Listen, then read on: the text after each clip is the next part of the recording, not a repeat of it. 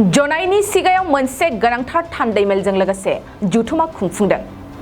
आसामाव रायजो जाबोनाय गिबि मिसिं माहारियारि आफादनि गोख्रों फरायसा आफाद TMPK एबा ताकाम मिसिं परिं केबां आरो MMAK एबसुनि मिसिं मिमो केबां सिगा आन्सलिक कमिटिनि बानजायनायाव सिगा कमिटिनि हलाव सानसेनि हाबाफारिजों थान्दैमेलजों लोगोसे जुथुमा खुंफुंदों। बे मेलावनो मिसिं हारिनि माहारियारि आफादनि खामानि मावनायनि सायाव सावरायलायदों आरो बे जुथुमायाव मिरु आरो थान्दैफोरजों लोगोसे खमैबो गासै 300निबो बांसिन सुबुंफ्रा बाहागो लादों। मख'नो गोनांदि सिगा आन्सलिक कमिटिया आफादनि बेरेखा खामानि मावनायखौ माखासे सम आनज्रायना दोनथ'दोंमोन। दिनै बेनिनो गोदानै दाफामफिननायजों लोगोसे माखासे गोनां बाथ्राखौ सावरायनाय लेखा सिगा कमिटि नब्लाङाव सानसेनि हाबाफारिजों थान्दैमेलजों लोगोसे जुथुमा खुंफुंदों। बेनिनो गोदान दाफामफिननाय TMPK सिगा आन्सलिक कमिटिनि आफादगिरि महरै कृष्ण दलेजों गाहाय नेहाथारि चित्तरन्जन सन्दी MMAK सिगा आन्सलिक कमिटि आफादगिरि महरै जदुराम कुटुम गाहाय नेहाथारि बिपुल पेगुखौ दानि गोदान आफादाव बिबानगिरि होयो। बे गोनांथार थान्दैमेलाव मिरु TMPK नि अमृत कुम्बा आरो आगस्त कुटुम जिल्लानि दैदेनगिरि थान्दैफोरनि हाबाफारिजों जाफुंनाय जाहैयो। बे समाव जोंनि जनायनिफ्राय बड'लेण्ड बुब्लिनि खौरांगिरि गौतम बसुमतारीनि गेजेरजों फै जों मिथिनानै लानि। ताकाम मिसिं परिं केबां आरो मिसिं निमात केबां सिगा बांके समितिर আজি বিশেষ প্ৰতিনিধি সভাৰ জৰিয়তে আজি দুইখন সমিতিৰ পূৰ্ণাংগ কমিটি গঠন কৰা হ'ব।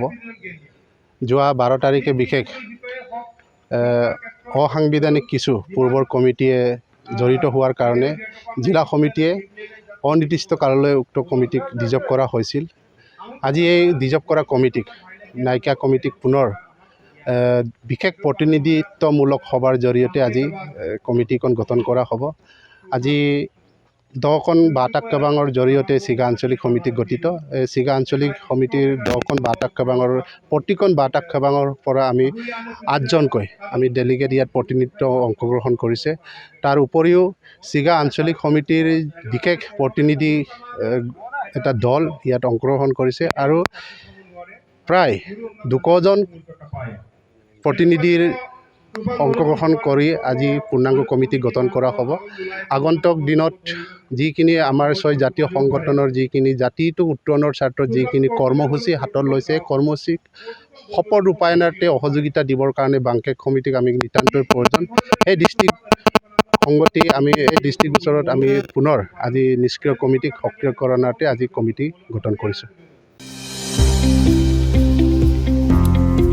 सोलोंथाइ बोसोर 2023-24 नि थाखाय फरायसाफोरनो गोदानै मुं थिसननाय लानानै फैदों क'क्राझारनि डक्टर सभा ब्रह्म मिउजिक आरो फाइन आर्ट्स कलेजआ। क'क्राझार सहरजों नांजाबनाय हाब्रुबारियाव थानाय बिटिआरनि गंसेल' डक्टर सभा ब्रह्म मिउजिक आरो फाइन आर्ट्स सरकारि कलेजआव दायो फरायसाफोरनि गोदानै मुं थिसननाया अनलाइननि गेजेरजों सोलिगासिनो।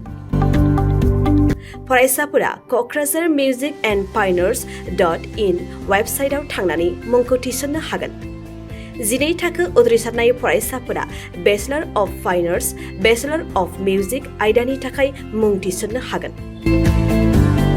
बे सरकारि कलेजआव मोजां सोलोंथाइजों लोगोसेयैनो हौवासा हिन्जावसाफोरनि थाखाय आलादा आलादायै हस्टेलनि खाबुबो दं।